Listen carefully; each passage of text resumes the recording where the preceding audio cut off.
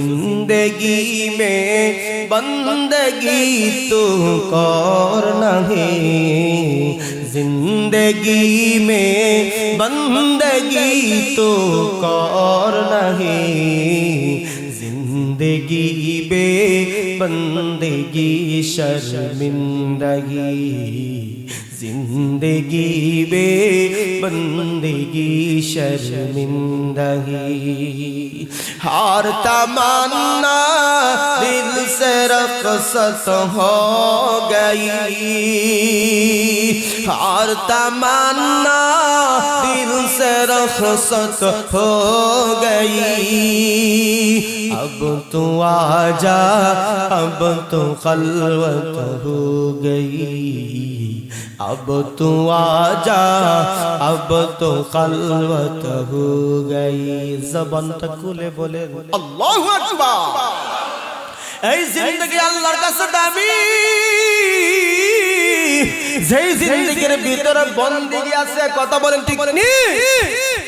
যেই জিন্দেগির ভিতরে নেক আমল আছে এই জিন্দেগি দামি, আর যেই জীবনের ভিতরে জিন্দেগির ভিতরে নেক আমল নাই এই জিন্দেগি আল্লাহর কাছে লজ্জিত, কথা বলেন ঠিক কিনা ভাই?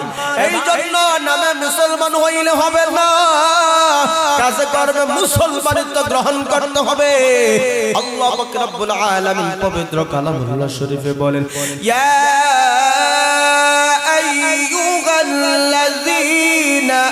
آمنوا ادخلوا في السلم كافة ولا تتبعوا خطوات الشيطان إنه لكم عدو مبين।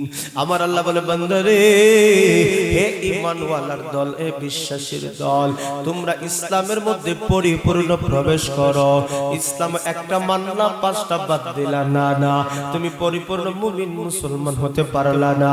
নামাজ পড়ো, রোজা রাখো, হজ করো, যাকাত দাও, পর্দা বাদ দিয়া না, পর্দাও করে, কথা কয় না রে, পর্দাও করে। এই জন্য বন্ধুগণ আমার, আল্লাহ বলেন পরিপূর্ণ ঈমানদার তুমি যদি হতে হয় অবশ্যই আমার বিধানগুলো পূর্ণাঙ্গভাবে পালনের চেষ্টা করো।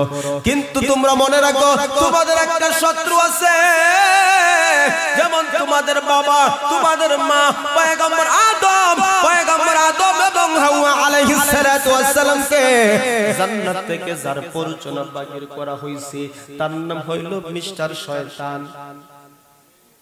কথা কোন ঠিক কিনা? তার নাম হইল মিস্টার শয়তান। এই শয়তান তোমাদের বাপ দাদা, তোমার বাপ এবং মারে জান্নাত থেকে পর্যন্ত বাগিরি করে নিয়ে আসছে, আল্লাহর সাথে চ্যালেঞ্জ ছুড়ে আসছে, আল্লাহ আমি তোমার বান্দাদেরকে জাহান্নামে ভর্তি করব। আমার আল্লাহ ডাকদা বলেন, যা তোর ওপেন চ্যালেঞ্জ করে দিলাম, দেখব তুই কত জাহান্নামে নিতে পারোস। এই জন্য আল্লাহ বলে, শয়তান তোমাদের জন্য পরম দুশমন। নামাজের সময় হইলে তোমারে আটকায় রাখে, বলে আরো সময় আছে, আরো একটু সময় আছে, পরে যা।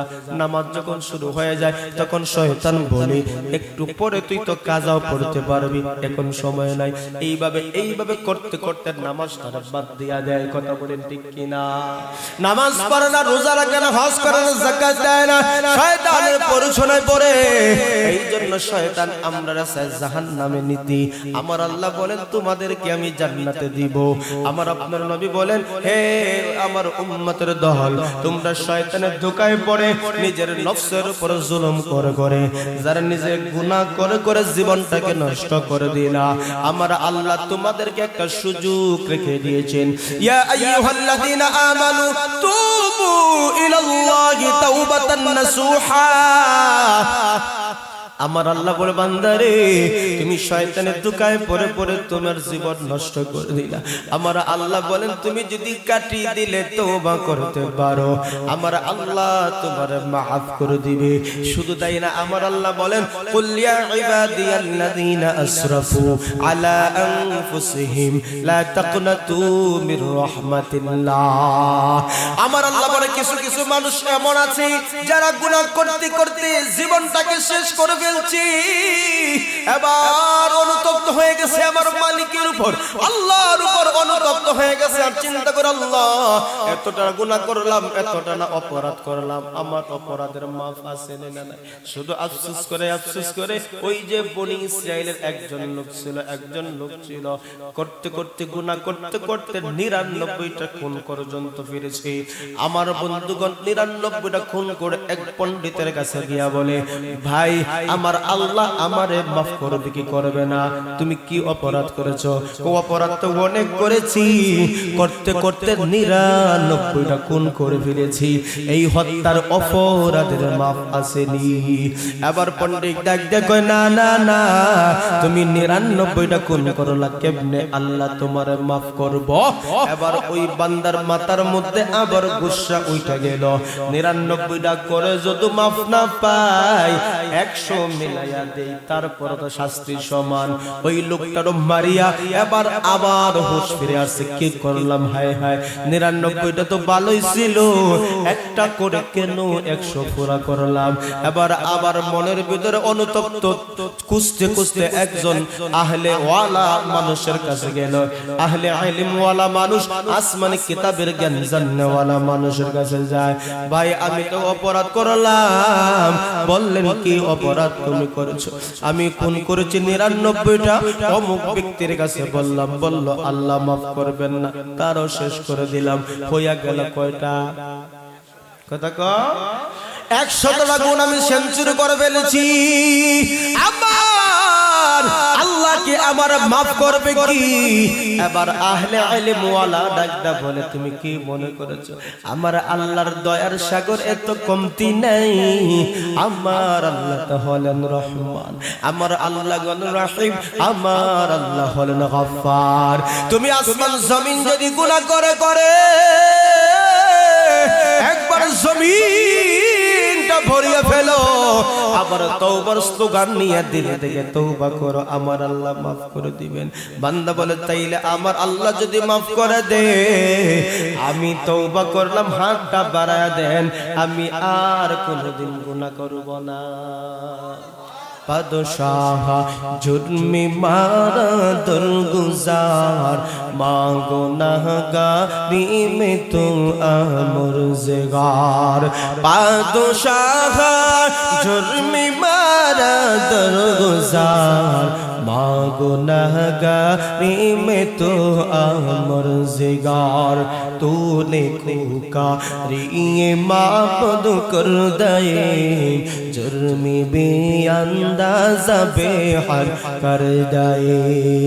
जिंदगी में बंदगी तो कर नहीं, जिंदगी में बंदगी तो कर नहीं, जिंदगी बे बंदगी शर्मिंदगी, जिंदगी बे बंदगी शर्मिंदगी। हर तमन्ना दिल से रक़्सत हो गई, हर तमन्ना दिल से रक़्सत हो गई। अब तू आजा, अब तो खलवत हो गई, अब तू आजा, अब तो खलवत हो गई। ज़बान तकुले बोले अल्लाहु अकबर। এই জিন্দেগি আল্লাহর কাছে দামি, যেই জিন্দেগির ভিতরে বন্দেগী আছে, কথা বলেন ঠিক নি? যেই জিন্দেগির ভিতরে নেক আমল আছে, এই জিন্দেগি দামি। আর যেই জীবনের ভিতরে জিন্দেগির ভিতরে নেক আমল নাই, এই জিন্দেগি আল্লাহর কাছে লজ্জিত। কথা বলেন ঠিক কিনা ভাই?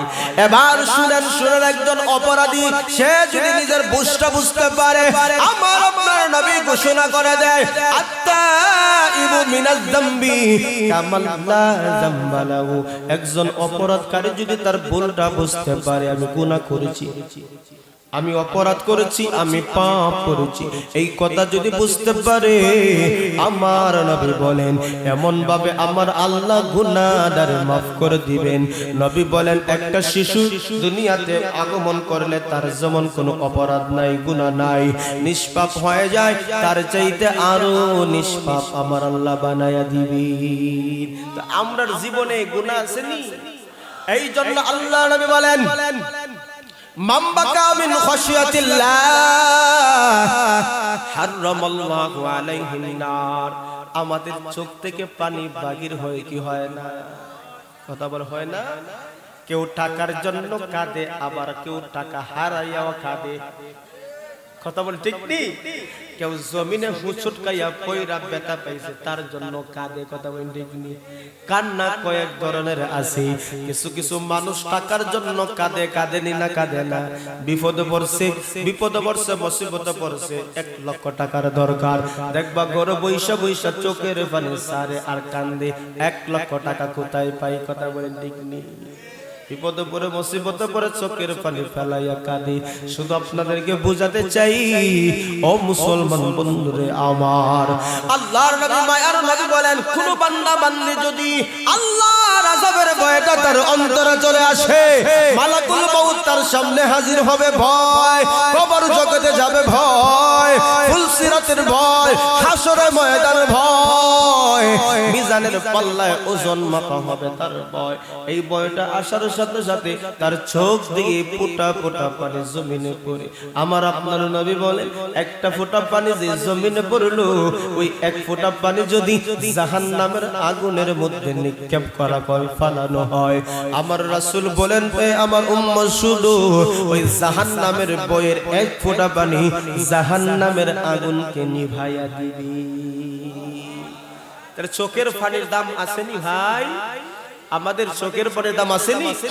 এই জন্য আল্লাহ বলেন কুল্লু নাফসিন যায়িকাতুল মাউত, তোমাদের প্রত্যেকটা প্রাণীর মৃত্যুর স্বাদ আস্বাদন করতে হবে।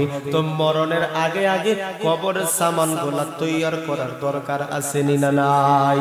এই জন্য আমি আপনাদেরকে ভূমিকা স্বরূপ মরণের কথা আলোচনার ফাঁকি আমরা যে সম্মানিত হইলাম, মর্যাদা প্রাপ্ত হইলাম কিসে? কোরআন দিয়ে।